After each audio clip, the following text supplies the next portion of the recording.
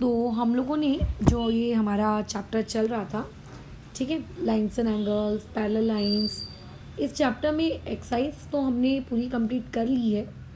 Problem set में बहुत सारे क्वेश्चंस तुमने खुद ने किए हैं और एक एक करके चेक कराए हैं। कुछ क्वेश्चंस ऐसे हैं जिस पे हो सकता है आगे चलकर तुम एक स्टेप लिखो, 2 स्टेप लिखो, उसके बाद तुम अटक जाओ, ठीक है। इसीलिए इस पर्टिकुलर चीज़ को मैं यहाँ पे सिखा कर दे रही हूँ। तो उनमें एक है क्वेश्चन नंबर 7 और एक है क्वेश्चन नंबर 8। तो पहले अभी हम लोग क्वेश्चन नंबर 7 को डिस्कस कर लेते हैं और उसके बाद क्वेश्चन नंबर 8 को, ठीक है। चलो बढ़ते हैं फिर आगे। सबसे पहला काम जो तुमको हमेशा करना चाहिए वो ये कर लेना चाहिए, 1 मिनट बहुत मोटू हो गया है। हमेशा एक काम जो तुम्हें हमेशा करना चाहिए वो होना चाहिए तुम्हारे पास गिवन लिख लेना और टू प्रूव लिख लेना, बात खत्म, ठीक है। तो अगर तुम गिवन लिखोगे तो गिवन डेटा क्या हो जाएगा, गिवन डेटा हो जाएगा कि आपकी लाइन ए बी पैरेलल होगी किस चीज़ के, लाइन सी एफ के, और दूसरा डेटा क्या हो जाएगा कि आपका जो लाइन बी सी होगी वो पैरेलल होगी किस चीज़ के, लाइन ई डी के। ये गिवन डेटा ऑलरेडी क्वेश्चन में दिया हुआ है, तो मैंने ये वैसे का वैसा लिख दिया। अब आते हैं यहाँ पे टू प्रूव के बारे में।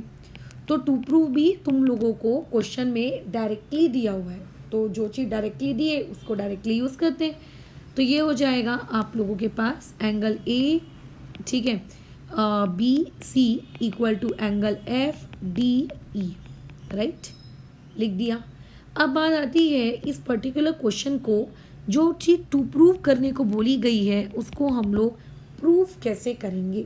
How you are going to prove that angle A B C, angle A B C का मतलब पहले आप समझ लो। देखो जो ये बीच में वर्ड लिखा होता है ना, इसको एंगल कहते हैं, इसको एंगल कहते हैं। तो एंगल ए बी सी आप इसको कहोगे, ओके। और वैसे ही एफ डी ई में जो ये डी होता है आप डी को एंगल कहोगे। तो ये रहा एफ, ये रहा डी और डी के बाद ई, यानी कि इसको आप एंगल कहोगे, इसको मत कह देना। नहीं तो कई लोगों का डाउट ये भी हो सकता है मैडम वो भी तो डी पॉइंट है, वो क्यों नहीं, क्योंकि एफ और ई के बीच का जो डी है वो वाला लेना था आपको, ठीक है। ये दोनों एंगल्स आपको इक्वल करने हैं, कैसे करें सोचिए। तो ऐसे केस में हमेशा अपना दिमाग गिवन डेटा की तरफ लेकर जाओ कि आपको गिवन डेटा क्या दिया है। जो भी आपका गिवन डेटा है आपको अपनी गाड़ी वहीं से शुरू करनी है। तो अभी देखो गिवन डेटा आपके पास क्या दिया हुआ है कि लाइन ए बी आपके पैरेलल है, किस चीज़ के पैरेलल है, सी एफ के। अब मैं तुम्हें एक बहुत ही छोटी सी बात बताती हूँ, अगर कभी भी 2 लाइंस आपस में पैरेलल है वहाँ पे 3 प्रकार के कंसेप्ट एप्लीकेबल होते हैं। कंसेप्ट नंबर 1 बोलो क्या, कि हो सकता है अल्टरनेट एंगल्स बन रहे हो। कंसेप्ट नंबर 2 हो सकता है करस्पॉन्डिंग एंगल बन रहे हो। कंसेप्ट नंबर 3 हो सकता है इंटीरियर एंगल बन रहे हो, बस खत्म, और कुछ नहीं।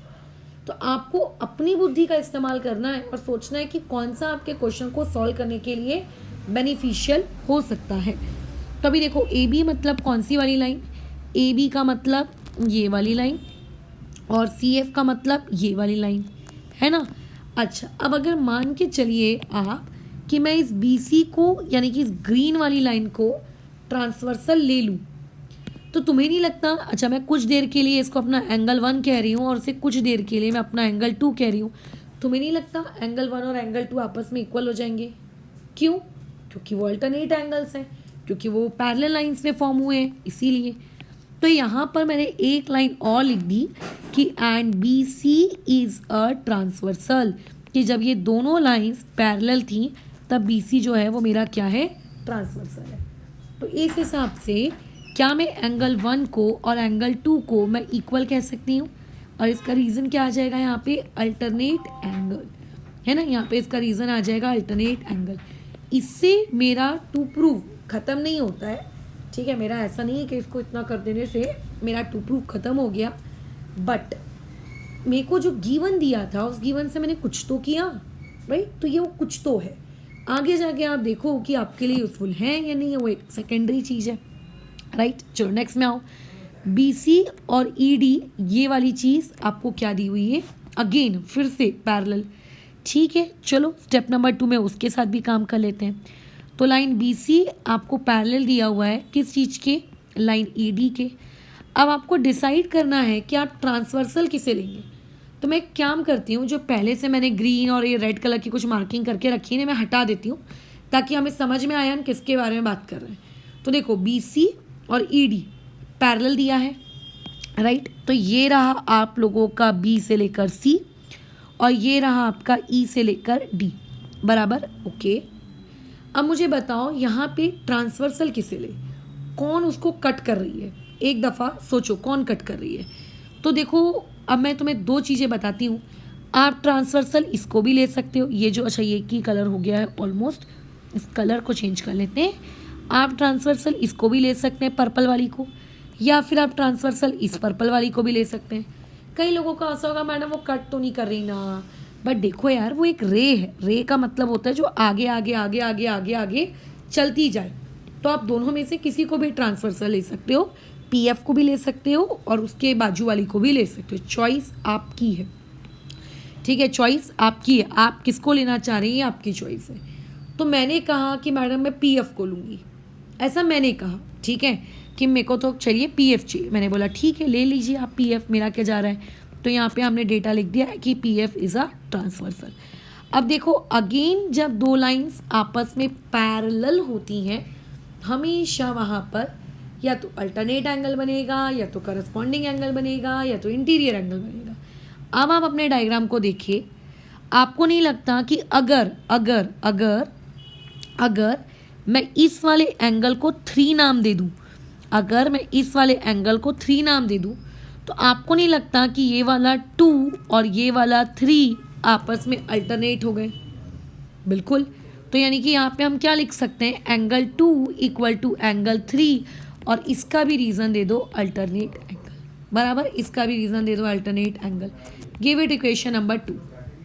और क्या करेंगे मैडम, गिवन तो आपने जो जो बोला था वो तो गिवन आपका ख़त्म हो गया। अब आपको क्या लगता है आप क्या करना चाहिए?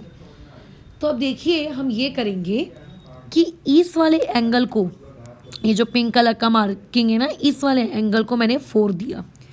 अब आप अपनी छोटी छोटी आंखों से घूर घूर के देखो और मुझे पता करके बताओ ये 3 और 4 आपस में कैसे एंगल्स हैं। तो जब तुम घूर घूर के देखोगे तब तुम्हें पता चलेगा, अरे यार देख देख देख, ये 3 और 4 तो आपस में वर्टिकली अपोजिट एंगल है। यानी कि मैं ये लिख सकती हूँ एंगल 3 इक्वल टू एंगल 4, और इसका मैं रीज़न दे सकती हूँ क्या, वर्टिकली अपोजिट एंगल। लेकिन इतना करके मैडम आपको फ़ायदा क्या हुआ? मैंने कहा कि चलो इक्वेशन नंबर 3 दे देते हैं, अब फ़ायदे नुकसान के बारे में सोचते हैं। आप इक्वेशन 1 को देखिए, वहाँ पे आपको क्या दिख रहा है, 1 किसके बराबर है, 2 के बराबर है, एम आई राइट। आप इक्वेशन नंबर किसको देख लीजिए, आप इक्वेशन नंबर 2 को देख लीजिए, एंगल 2 किसके बराबर है, एंगल 3 के बराबर है। जैसे अगर मैं कहूँगी राम और श्याम आपस में दोस्त हैं, मैंने ऐसा कहा, राम जो है, ठीक है, R फॉर लेट से राम, ये फ्रेंड है भैया किसका, श्याम का। फिर मैं तुमसे ये कह रही हूँ श्याम एंड घनश्याम, ये भी दोनों आपस में फ्रेंड हैं। तो इनडायरेक्टली ये तीनों ही लोग आपस में एक दूसरे से क्या हुए, कनेक्टेड हुए, तीनों ही एक दूसरे के दोस्त हुए। यानी कि इक्वेशन नंबर 1 और 2 को अगर आप देखोगे तो 1 2 का फ्रेंड है और 2 3 का फ्रेंड है। तो ये भी तो राम गाम घनश्याम वाला ही केस हो गया। तो इस तरीके से आप ये क्या कह सकते हो कि 1 2 3 तीनों के तीनों ही आपस में दोस्त हैं। लेकिन यहाँ पे 3 बोलता है कि देखो मेरा एक दोस्त और है ना, 3 बोलता है कि मेरा एक दोस्त और है जिसका नाम है 4। तो अगर 2 और 3 आपस में इक्वल हैं और 3 का दोस्त है 4, तो बेसिकली 2 और 3 भी आपस में दोस्त हुए। फिर 2 बोलता है अरे मैं तो 1 का भी फ्रेंड हूँ, फिर 2 बोलता है मैं तो 3 का भी हूँ, और 3 बोलता है मैं तो 4 का भी हूँ। तो इनडायरेक्टली आप इन सारे डिसीजंस को अगर क्लब करो तो आप ये कह सकते हो कि इक्वेशन 1 को, इक्वेशन 2 को, इक्वेशन 3 को देखने से ये पता चलता है कि एंगल 1, एंगल 2, एंगल 3, एंगल 4, ये चारों के चारों एंगल्स आपस में बोलो कैसे हैं, इक्वल है। ये पता चलता है कि चारों ही आपस में कैसे हैं, इक्वल है। अच्छा, लेकिन क्या हमारा प्रूफ दैट हो गया? बिल्कुल हो गया। आपको क्वेश्चन में क्या प्रूव करने को बोला था? एंगल ABC मतलब कौन, ये 1 नंबर। FDE मतलब कौन, एंगल नंबर 4। इन दोनों को इक्वल प्रूफ करो। अब देखो 1 2 3 4 चारों के चारों इक्वल है, यानी कि मैं ये लिख सकती हूँ कि एंगल 1 और एंगल 4 भी आपस में इक्वल होंगे। और एंगल 1 को ही अगर मैं डायग्राम में देखूँ तो डायग्राम में एंगल 1 को क्या नाम दिया जाता है, ABC।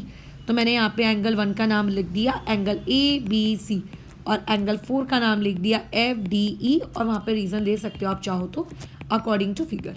अगर आपको नहीं देना है रीज़न तो भी चलेगा, कोई मार्क्स नहीं काट सकता। और यहाँ पे हो गई हमारी चीज़ें हैंस प्रूव्ड। मैं हैंस प्रूव्ड को H.P लिख देती हूँ, आप उसको पूरा लिखिएगा हैंस प्रूव्ड।